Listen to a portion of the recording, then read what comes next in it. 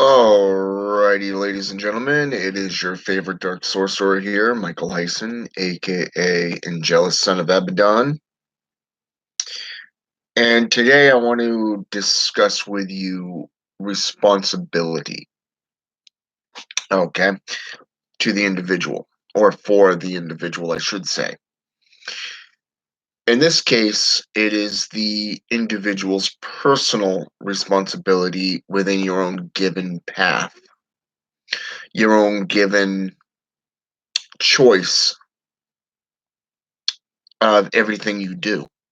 Okay, from being a counselor to being a priest or priestess, a polero, um, a voodoo priest or priestess, a brujo, you know, a warlock, wizard, mage, sage.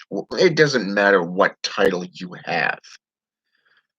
When you get into the ministry aspects of any given philosophical or religious foundation, you are taking on the responsibility of your clientele. Okay. In this case, let's say, for an example, somebody comes to you and is only interested in one thing. Let's say, for an example, that is to physically harm someone else. As an ordained minister, okay, or magistrate, it is your personal responsibility to inform the local authorities in your region. Okay. From a Namely because of the fact that this individual has now threatened another individual's life. Okay. It's not from magical means, no. It is more of the fact that they've done it through physical means. They're desiring to inflict damage bodily to that individual. Okay. Um, when you're dealing with other aspects, such as psychological issues, let's say, for example, you got somebody that has schizophrenia or multiple personalities, maybe something of a, some form of bipolar. Okay. And they come to you and they're inquiring about counseling or some form of advice. What you give them from a professional foundation through the advice, through the leadership, through your own ministry. That is your responsibility to give the best advice to the individual, to guide them in the right area. It may be that they just simply need to sit down, you know, take a breath, relax, kind of take in the scenery, go for a walk, blow off that steam. Now, not everybody can simply walk it off. Okay, some people, need to do some weightlifting. Perhaps music is something that will calm that individual down. In this case, this is sound advice. Okay, they get to work off their aggression. Okay, if you have a job where you're tossing feet around all day, okay, or you're just doing a lot of running and racing, that is a great way to burn off a lot of that hostility, okay, to kind of wear yourself down. It's kind of like having anxiety, okay. To have anxiety is something that is a pain in the neck, okay. I've known a few people that have this little adventure where they can't sleep, they can't do anything because they're so anxious, they're so rambunctious that they can't settle down to even slumber. Okay. So in this case, I would recommend something like, say, some kind of natural um, remedy, like, say, catnip tea. 1 pinch per cup is a natural based solution that will literally, it's almost like a tranquilizer, if you wish, to which will just allow you to relax. It will allow you to kind of get into that mind state for either meditation or to go to bed. All right. Now, number one, that's not going to harm you. Okay. Unless you take too much of it. As I said, 1 pinch per cup. So if you're doing a pot, you got to take into consideration how many cups are in that pot. And that's how many pinches you put into it. All right. Bathing in cinnamon and sea salt is always a good thing, but I would also recommend paprika. Okay. Paprika is in some form of bath oil. Okay. Bath oils are a great relaxant. Okay. You take a bubble bath, for an example. How many women do you know that love, bubble baths? It's like watching a kid when they get into a tub and it's, full of bubbles. They like to play in it. It's relaxing. It's playtime. Okay. You see what I mean? So that number one, it's relaxing, but it's also allowing your skin to rejuvenate as well. Now, the paprika and the cinnamon based, okay, combination. If you've had a hard day's work and say for an example, oh, I don't know, let's say for an example, you've got tight muscles or you've pulled a muscle in your neck, maybe the shoulder region, okay? It's one of that very uncomfortable but most common injury, okay, which is the back muscle, like how do you pronounce that? Subscapularis strain and sprain. Okay, that's when the back muscle is so tight that all of a sudden it pops out, and all the muscles and tendons kind of rip away from it. Okay, trust me, you don't want that to happen because it sucks. I've had it done, and it's left me with upper, nerve issues because of that. So, um, what this combination would do, the cinnamon and the paprika mixed in with the bath oil, is not only a natural relaxant, but it helps to take those poisons and suck that poison out of your body, okay, through your pores. You can sit there and do this day in, day out, maybe an 45 minutes to an hour today, another tomorrow, and so forth until it's all healed. Okay, it's quick. The harder you can soak in it, the better. All right. Now, as for sea salt is something that is is considered the most purest substance on earth. Okay, on land, on sea, whatever, it is the purest. It's good for cleansing. It's good for like pushing a redo to your day. You know what I'm saying? When you've had a shitty day, where everything that could go wrong has gone wrong, it's so stressful that, you just want to do something, to kick it off, you know, you, just do a redo, salt, you know, you can even put that into the bath water as well, mix everything together and it does everything at once. Okay. Um, One of the other things that you could do is white sage. White sage not only smells good, especially when you're burning it, but it's purifying the air. It's purifying the energies and the currents around you. So in this case, that's what I would recommend to the individuals who are interested in herbalism. Those who come to me and wanting to do more relaxing, getting more into meditation and spiritual awakening processes, working with the Kundalini, the chakras. Okay. I would recommend tea. Okay. Green tea, mint tea, peppermint, anything with mint is number one, it's a healing herb. Okay.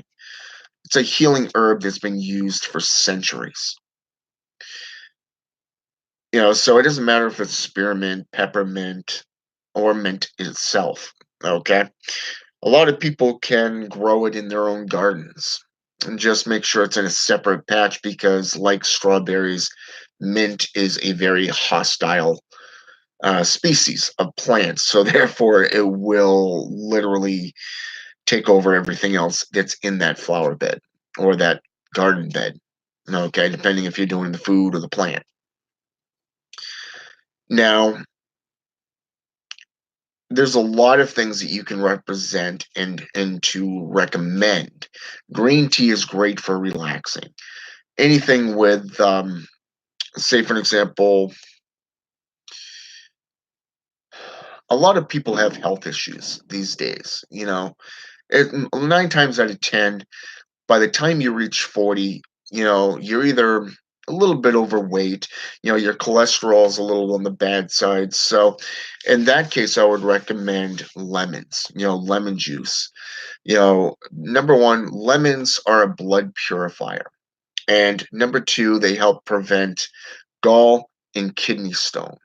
Okay, gallbladder and kidney stones in themselves. All right, so this is something that you can recommend and that I would recommend to people. It's natural, it's things you can get right at the grocery store. All right. And And on top of that, one of the things that I've noticed is that when you balance out your meals, it tends to, number one, you're eating more hearty, especially with the portions, but also to have that brain energy foods. I'm not talking chips. Okay. A lot of people, when you hear the term brain food, you're thinking junk food or potato chips, things that will help keep you occupied while you're studying. No, I'm talking about actual brain food like salads. Okay. The enzymes not only help your organs, but they help your brain. Okay. There's a lot of things that you can do that and recommend to people as a shaman, as a minister, okay? They will help you keep your flock, your congregation, your following, even your coven, okay, going good, okay? It doesn't matter if they do it or not. It's more of the fact that you put it forth. It's jotted down. This is what I recommended to my client, okay, type thing. And it does. It really helps settle the moods. You know, a straight line is what you go for. Okay. It's more of the intermediary, like the 50% marker on a ruler. But when you're dealing with the lunar aspects, you're looking at this, okay, all the way across the board. Now, if you consider that ruler like so, and then the positive and negative aspects that occur throughout the month or throughout the solar and lunar activities. Okay, depending on which planet is in retrograde. If it's Saturn or you'll feel a little dark, a little evil. Um, if it's Mars, you're probably going to be on the warpath. So I mean, you got to take into consideration astrology as well. But some of the things that you can really do to help people is to put that diagram down and kind of help them understand this is where you want to be. You want to be in a constant level, okay? But due to being human, mundane, even as sorcerers and sorceresses, we tend to get overworked and Every so often, we have a really bad day. I'm talking emotional outbursts, the big fuck this, fuck that type atmosphere, you know? And it's just basically you're blowing off steam. And that's why I always recommend, go hit the gym, do some weightlifting, listen to some music, go for a drive, whatever allows you to relax, to calm yourself, to find your balance. Every so often, I go journeying through the trails. Love it. It's peaceful, it's away from humanity, and you're able to just relax. And I think a lot of the mundane issues today is not only the way that they've been brought up and the workforce the way it is, but it's also the mentality of thought. Okay. It's been drilled into your head since you were a child, an infant, that if you do this, you're going to go to hell. If you do this, you're going to get hurt. Okay. If you do this, there's going to be a consequence. So it's left that stage of fear of doing anything. But like anything, every day there is some form of affliction. Not just, it could be physical, it could be something as minor as verbal abuse. Okay. These things we push into the back of our minds. Christopher Penziak in the Temple of Shamanic Witchcraft. Okay, awesome book. I recommend that you go get it. Really touches on the levels in the different portions of the brain. Okay, he really gets into that aspect of how to deal with it through meditation, through visualization. Okay, anyone who's ever done energy workings can feel the current and just take that negativity that's balled up right here and just move it down into your shoulders, down your arms, and out through your fingertips, especially if you're meditating to a single candle flame. Okay. Now, a black candle is considered to be the abyssal, you know, the expanse, that endless black void. Okay. It's also associated with void meditations. Okay. Whereas red candles are mostly around the terms of anger, rage, warfare, passion, desire. Okay. Pink, obviously, that's for love. White is purity. So blue is celestial. Green is monetary. You know, and you can go on from there throughout all the colors of the spectrum. Okay. So, depending on what you as the individual are going through, it is your personal responsibility to deal with that. And if something should come up, like, say, somebody threatening suicide, or that of, say, oh, I don't know, let's say harming somebody else, then it's your responsibility to make sure that that individual gets the help that they need. Okay. As sorcerers and sorceresses throughout history, shamans, medicine men, okay, priests and priestesses have always been near power. Okay. I'm talking either the king of a tribe in Africa, okay, to being associated with a church, being associated with kings and queens, okay, the royalty aspects. This is what I mean by power, okay, a power based. So, a lot of, if they're not right there in the center of the village where these rule makers and all these, the political aspects, you know, are made, before anything is made, they go and visit a shaman, a witch, a warlock, a mage, a sage, a wizard, okay? Even a witch doctor, okay? And it's not just that, it's, if you follow the Paleolithic era, one of the psychological views is that in today's world we have what is known as the hula hoop. But picture this hula hoop being rolled, Okay, as it's rolling, somebody else throws a spear. If the spear goes through the center of that hula hoop, it will be a successful hunt. If it doesn't, they won't even bother going out. Okay? And this is what I'm saying. Hey, brother John, and salute. Now, one of the things that you can see throughout history is that in Anglo-Saxon or the Vikings, they would always consult the oracles. Okay? Medicine men down out in Africa, okay? Kings would go to them and ask for advice, to have them speak to the spirits to gain insight. Look at the biblical aspects. Look at how King Saul went to send out his people to find the most powerful seer. And they come back and say, "Hey, try the witch of Endor." Okay, or the witch of Endor. Okay, and he goes off and he says, "Hey, I need you to bring this individual back, back from the dead."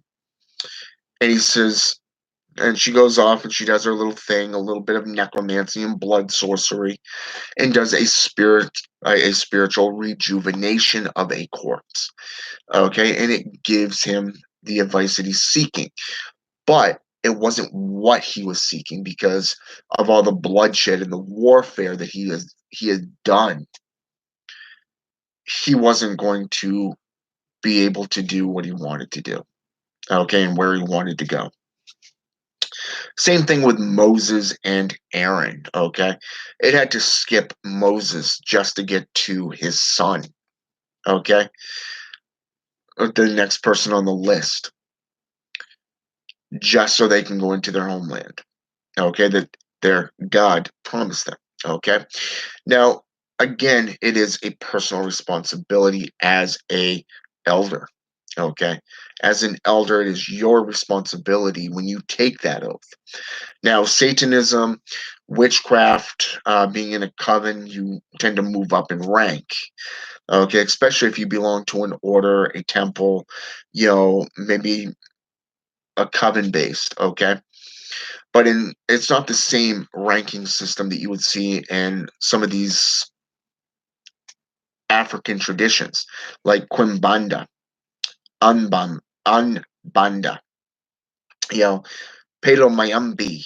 Okay, these type of practices deal with what is known as houses. Okay, so you have to be initiated into the house and you have to work your way up, and you're basically, as soon as you're an adept, you are classified and given the rank of a priest. You are your own priest. Everybody's a priest. Okay, and in this case, it is your personal responsibility not to just bring people in, but to keep the business going, but to share the knowledge as well, the wisdom. Now, a lot of traditions tend to really stomp out the learning process, and it's really frustrating. Okay, I've gone to churches, I've been invited to them, and as soon as everything's going good, everybody wants to get to know you, and then as soon as you ask a question, you get shunned. People just stay away. Or they'll sit there and bring one person in, two people in, and then three as witnesses. And this is what's funny. It's known as the false witnesses. Okay, it's right there in the Bible. The false witnesses.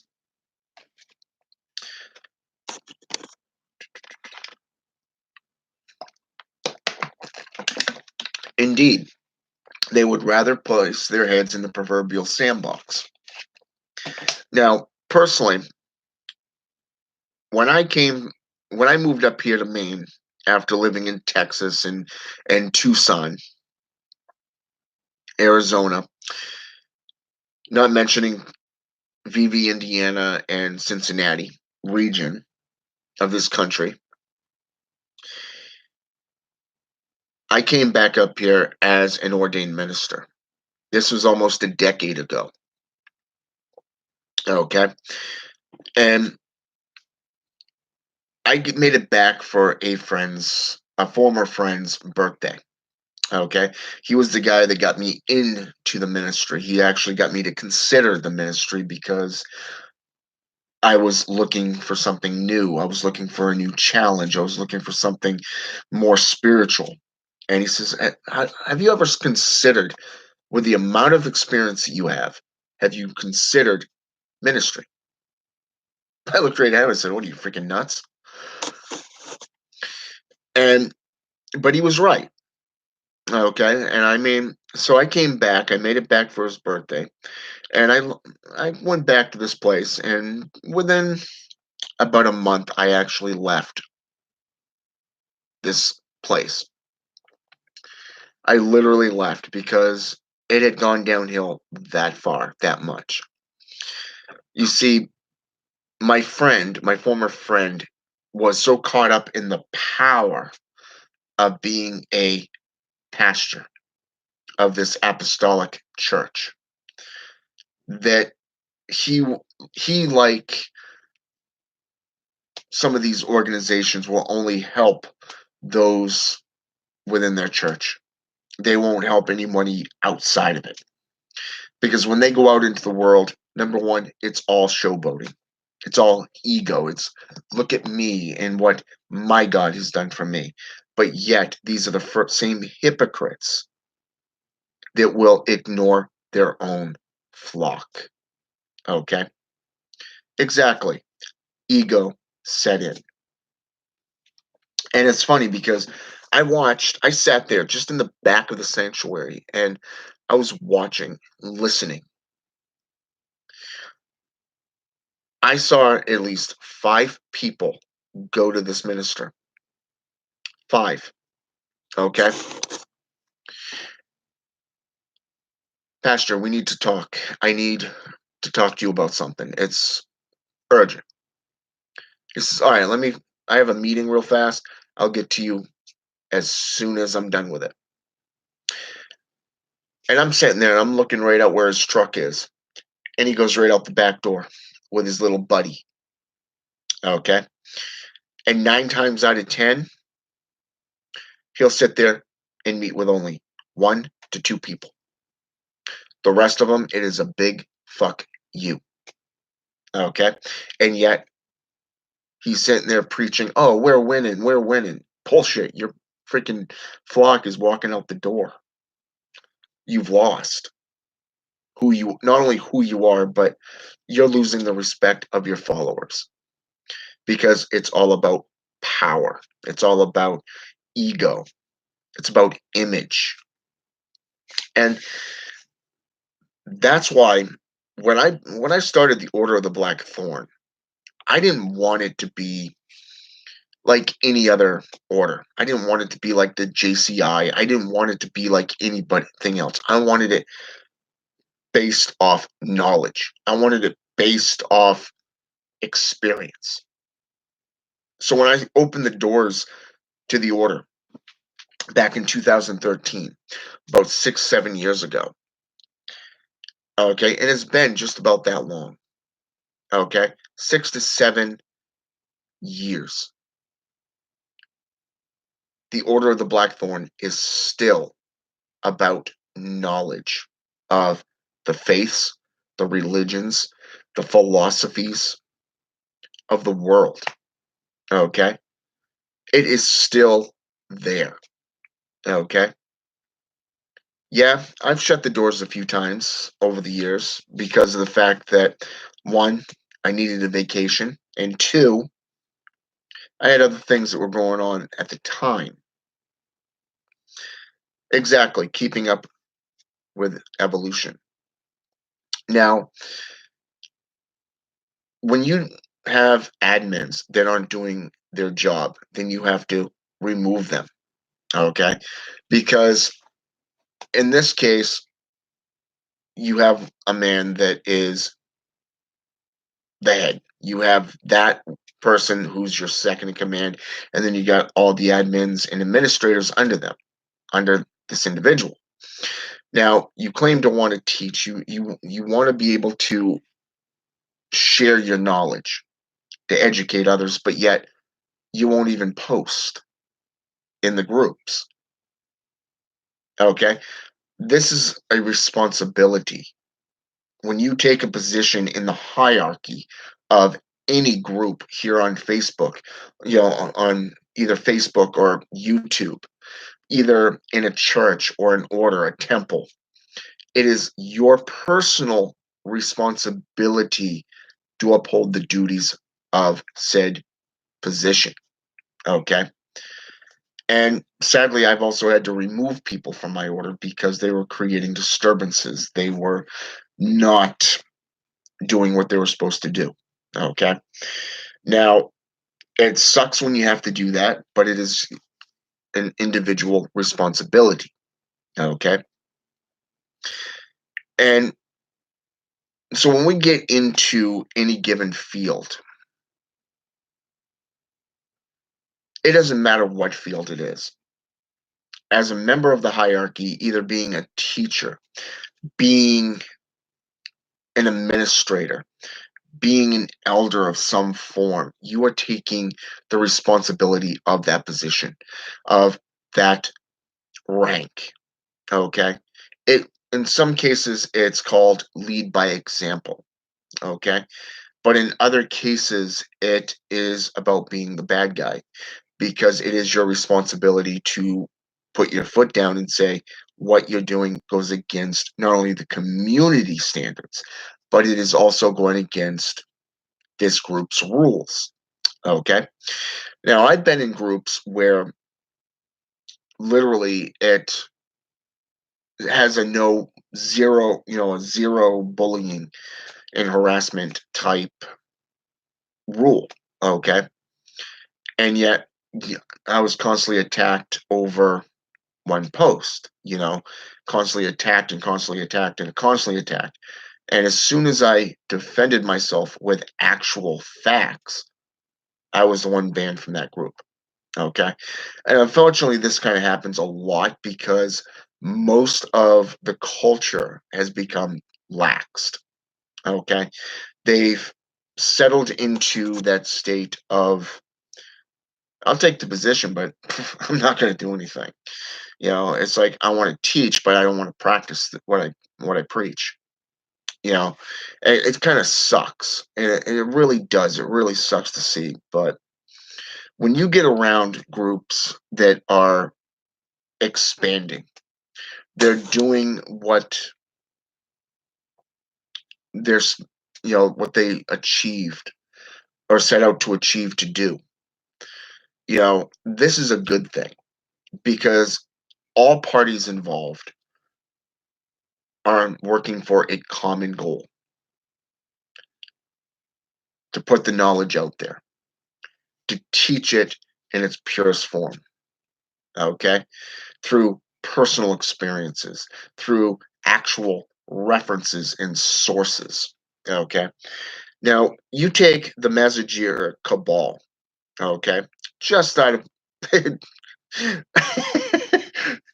Oh, okay. That that right there, I did not mean to do. The Mazajir Cabal, as you just typed it in. Hello. Okay, that's kind of funny. Um, See, that's what I'm talking about. Common thoughts. Meeting people that have the common goals and the common, plans and the common, practices that you have. Okay. Now I was just thinking about the Mazajira Cabal, and as soon as I did, you just put it in there. So that's kind of funny.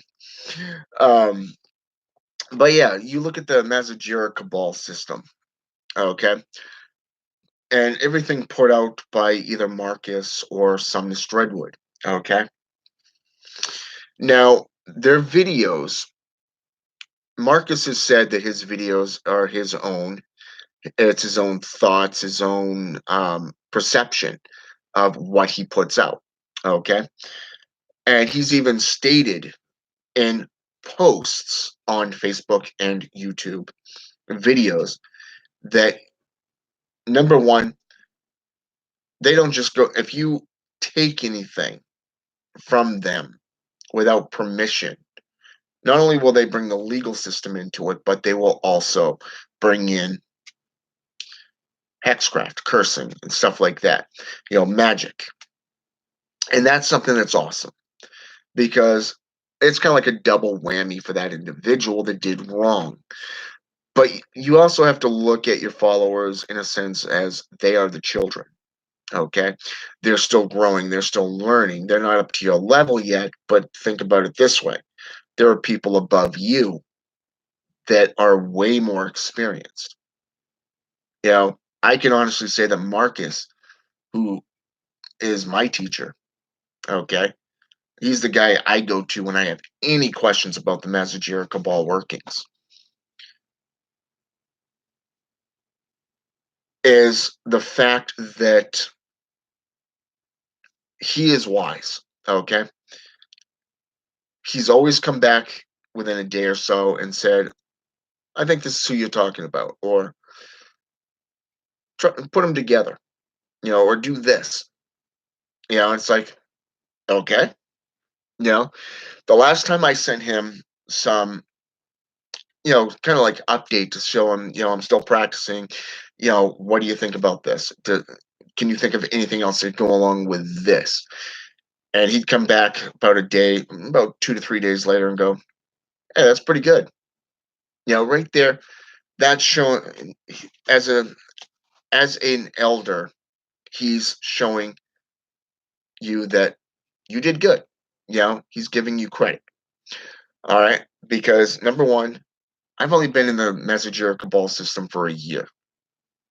Okay. He's been in it a hell of a lot longer than I have. Okay. But then you go into Sumnus Redwood's videos. Okay. Where he's talking about spiritual warfare. Okay. Those 3 videos, just the words that he utilized. Okay. And how he laid that out there, it was like, damn. Okay. He was just putting it out there and telling it the way it is, plain and simple. He wasn't beating around the bush. He wasn't sitting there telling you this is what I think you should do. No, he just laid it out there. This is how these people attack. This is what their strategy is. This is what their goal is. This is how you can defend. 3 videos. Boom, boom, boom. Bam. Done. And it leaves you sitting there going, damn. Just flat out, damn. Okay. And that's the thing that I think a lot of people have forgotten is that every day you have to learn. Every day you have to study. Every day you have to experiment. Every day you have to evolve. Okay. But with every choice and every action you take, it is a form of personal responsibility. Okay. Now, personally, I like the way Marcus put it. And I'm going to utilize my own terms for this because of the fact that there comes a time when the umbilical cord gets cut, severed, and you're on your own. We're not going to do everything for you. Okay. To quote S. Connolly, who I've personally had conversations with, why do you think I share videos? Why do you think I share links? I just sat there and looked at that screen when she sent that back. Less drama, less arguing. Here you go. Go get it. Chase that ball of yarn. Be the cat to the mouse. Go chase it. And it works. It works for her. I've tried being out there and just doing what I do until I found my own path. What works for me. I do live videos. I tell people this is what I know, this is what I'm studying right now. This is what I have studied. I put material forth on everything from the witch's mark to the devil's mark. Okay. I put everything out there from grimoires and different classifications of workings that were similar with a lot of references until the time came I finally had enough, and it's like, here it is. You know what? I can see why the cabal does what it does, and I got nothing but respect for both Sumnus Redwood and Marcus. I got a lot of respect for those who decide, you know what? I may be in the spotlight as an elder. I have to take responsibility for my own words, my own actions. But here's the thing, I'm not going to do all the work for you. I'll guide you to the material. If I don't know something, I'll tell you right up. I don't know it, but let me go look into it. Done. Okay? That's just who I am. You're going to make enemies and you're going to have followers. You're going to have what I call the drone fests. Those who sit there and follow you as drones. They don't participate. They don't do anything but just follow. You're going to have those individuals who are going to just sit there and ask questions. What do you think about this? What do you think about that? This is, you know, do you think this could be done? Do you think that can be done? It's like, well, that kind of brings back personal experiences with how many people told me you can't do this, you can't do that, that's not going to happen. This, that, and whatever. I'm the guy that's left them sitting there with their proverbial sausages stuck in their hands. You know, I've always pushed myself, challenged myself, and to prove people wrong. You know, and knowledge truly is power. As Anton Szandor LaVey put it. You know, so I mean, even with knowledge, somebody's going to get a hair across their ass. But that's not your responsibility. That's theirs because they choose to get upset about it. Plain and simple. Responsibility is to the responsible. Okay? That's all it is. You take responsibility for your own deeds, your own words. How you represent yourself is how the world is going to see you. Okay?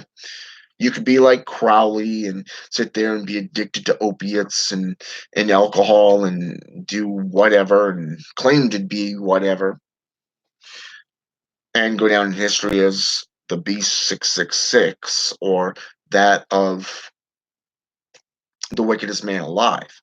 But in the end, he died by himself in a back room, nonetheless. Only a few books remained about his work with the Egyptian pantheon. And people will argue about it. But it's what you do. It's who you are and what you're about. That is what people see. I can't tell you how many people have come to me and said, I want to thank you for the information that you put out, for the things that you do. I see you as an elder. When I was working for Tractor Supply, I had this coworker who was a pagan. She and I used to talk about stuff during, lunch breaks and stuff like that, or even out on the floor when we're doing freight. You know, we'd get to talking about this, then, whatever, of the occult world. And then one day she just looked at me and said, I see you as an elder. It's like, seriously? You don't really consider yourself an elder. It's just something that you evolve into over time. your experiences and your knowledge, the things that you do, that's what people see. I can tell you that I was even offered to have my own church right here in Maine. Okay. Matter of fact, it's about 40 minutes from here, down in Unity.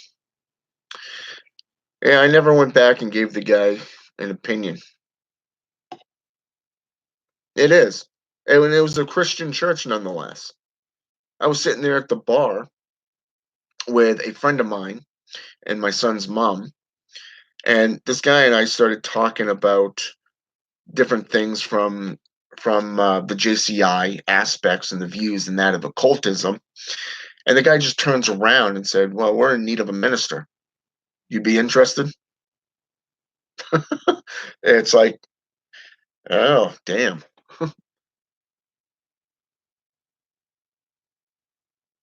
I could have, yeah, but I didn't think about that at the time. I really didn't. I was more interested in doing what I do. And like I said at the time, I hadn't really thought about becoming a minister.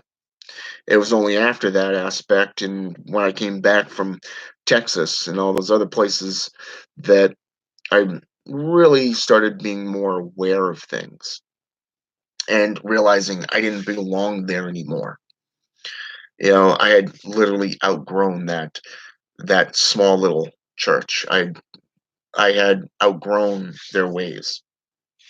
And even some of their and I do find it amusing because um I have a coworker, every so often she said one of my team leads would say, "Hey, if this individual comes to work, can you give this individual a ride home?" And I said, "Yeah, I can do that."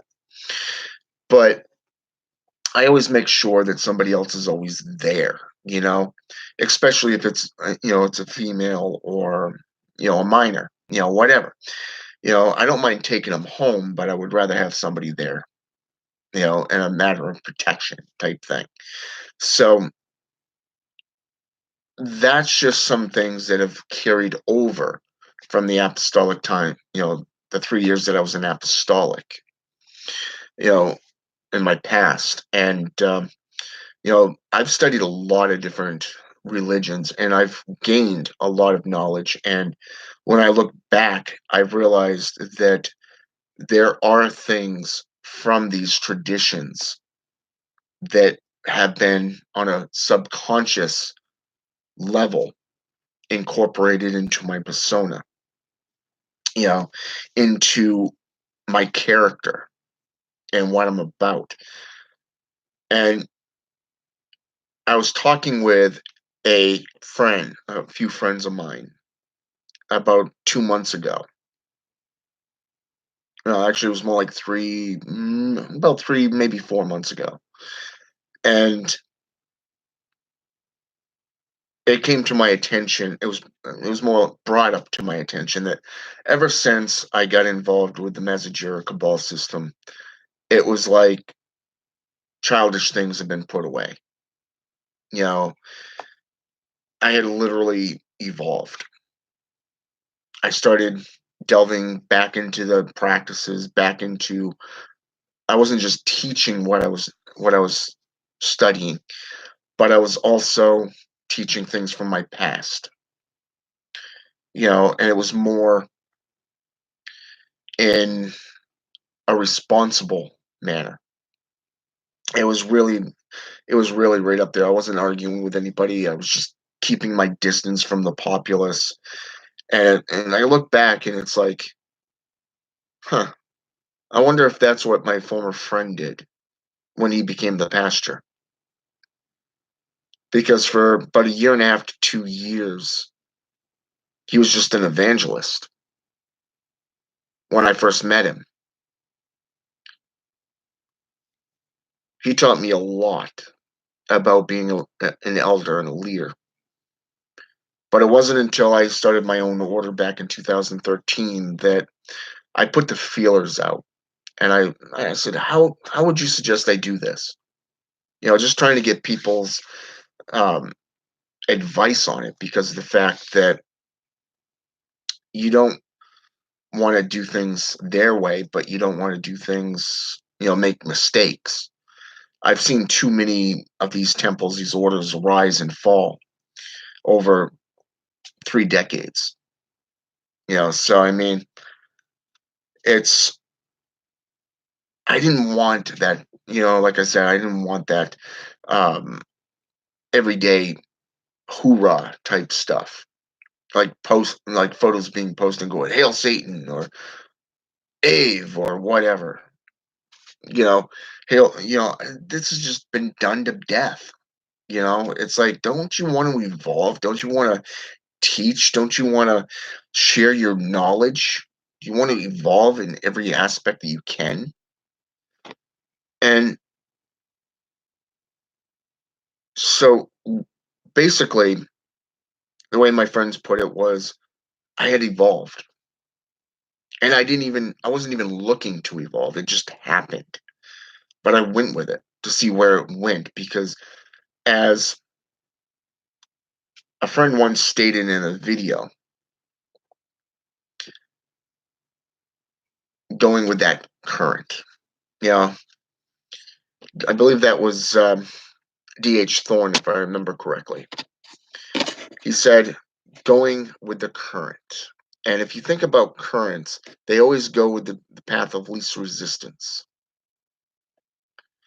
So again, it is responsibility to who and how you do things. It's how you represent yourself. It's how you speak. It's giving the credit when the credit is due to an individual. It's literally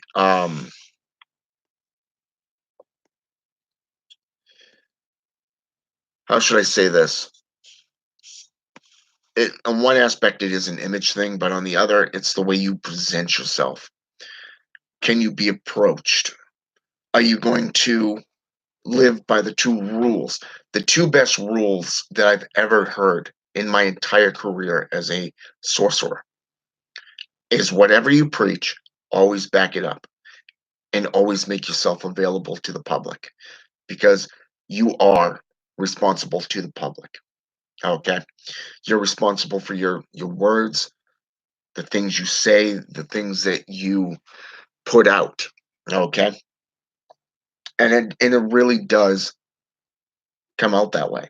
It's not just living by the satanic code of the nine satanic statements or the nine satanic sins, the 11 rules of the earth, the 11 adversarial doctrines, the infernal maxim, or the 21 satanic points. Okay, it's not just about going by them. It's not about going by the witch's creed. It's not just going, with the law of three or say Murphy's law, karma, whatever. You know, it's really your own unique personal objectives. Okay, it's what you represent and what you are willing to do for your career. Okay, if you want to make sorcery a career, it doesn't matter if it's Satanism. It doesn't matter if it's witchcraft. It doesn't matter if it's just sorcery in general. Okay, you got to put the time in. You got to take the responsibility and do the time. Work through the pain, the sorrows. We're not in it for money or power. I mean, you look at any given sage or mage, they make just enough to live comfortably, but they're not putting out works that or services that cost you an arm and a leg. Okay. And and that's part of being responsible. It really is. It's about being responsible, taking responsibility for your words, taking responsibility for the actions. Okay, everything you do online makes you a public figure. Okay, therefore, you really do represent your community as a minister, a priest or priestess, a polero, a sage, a mage, whatever. You represent your faith, your path, the workings, and who you are. And how you handle these is how you're going to be seen. All right. I want to thank both my brother John Saunders and my friend Salute 368 for jumping on here and being a part of this video and for communing.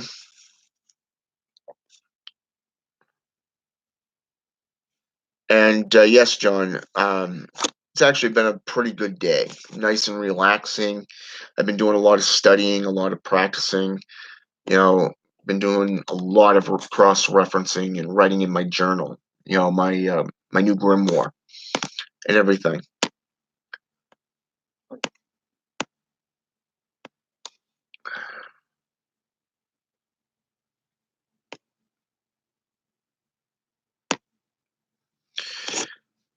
Well, here's a good question from John Saunders here, ladies and gentlemen. Yes, but Michael, but if a person tells a priest something that they did wrong, and the priest could use the excuse that the person said it as a act of attrition or as an act of confession. Okay? There's a difference between an act of attrition and an act of confession. In Catholicism, when somebody goes into the confession hall and they confess their sins to the clergy, okay, the clergy cannot tell anything to anyone, okay? That's called the clergy oath, okay? Now, the act of um, attrition is a penance. It is basically the penance, like going out and saying like 6 Hail Marys and whipping yourself with a scourge for like 20 hours or something, like say 20 times. It's an act of penance. There's a difference there. Okay. So one, you can sit there and tell somebody to go to the altar and say 20 Hail Marys. Okay. Be on, make sure not to eat anything leavened for like a week, whatever. And they do that because it will make them feel better, like they're being um how should I say this, forgiven for their wrongdoing, okay, for committing that sin against their God. Okay, even in demonology, when you're working with a being and all of a sudden that being just whitewalls you out of the blue, you have to sit there and think, okay, what did I do wrong to make this being, this entity, do this? Okay. So once you figure out through researching all that and you see, oh, that was my error. I forgot to pay homage, or I didn't give the proper um, offering, okay, to that being, and they got a little upset, okay, and kind of shunned away from you for a little bit, whitewall you, okay. You can always get that connection back. And one of the best ways to do that is in a form of attrition, okay? Even arbitration, okay? Getting rid of that bad JoJo, getting rid of the wrongdoings, the negative energies, okay? Asking for that forgiveness and of that person or being, and just admitting to yourself, into that being, yeah, I fucked up, I did this and I neglected you. I'm sorry, okay? Let me make it up to you right now with, say, a chalice of wine. This is my offering. Please accept my humble apologies. Even bow to them, okay? And they come right back and accept your offering, okay? But remember, there's only so many times that they're willing to do that, though, much like any given person. So, I mean, the arbitration and the attrition aspects is repentance. It's basically asking for that forgiveness. And that's the difference between confession. Confession is you admitting to something you've done. Okay. And when you go to a priest, they have to abide by the HIPAA laws. Okay. And that is the same type of law that doctors and medical professionals use. Okay. It's like, say, for example, John, if you come to me and you tell me something in complete confidence, okay, it falls under my minister duties. Okay. Now, I have to keep, as an ordained minister, I have to keep, it's my responsibility to keep everything people tell me to me and that individual. Okay. However, when somebody threatens to either harm themselves or someone else, then it is the minister's duty to go to the law enforcement and say, hey, this here's the conversation. This individual has threatened to harm themselves or someone else. It's my duty to inform you that of this. I have done so. Now the duty is in their hands. Okay. And that will protect you. And they may even take you to, say, for example, a psych ward or for 72 hours observation. Okay. They could even take you downtown to jail. Okay. Especially for criminal threatening. Okay. In that point of view, that is more of a public safety. Okay. And a personalized safety issue. That's the difference. Okay. Now, let's see here. Yeah, I concur. Keep it up.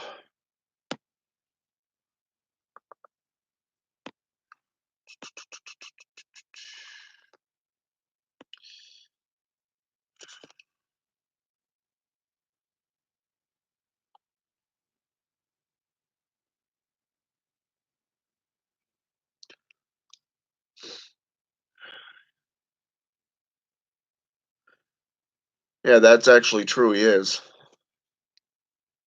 I'm just going down over all the messages here, see if there's anything that I missed.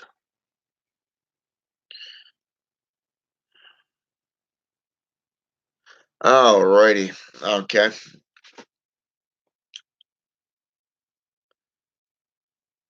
So, anyways, with that said, I hope this has been intellectual. I hope it's been educational. You can always reach me on Facebook or just leave a message here. I will reply with your to your questions and stuff like that. So, um, with that said, have a good day, and until next time.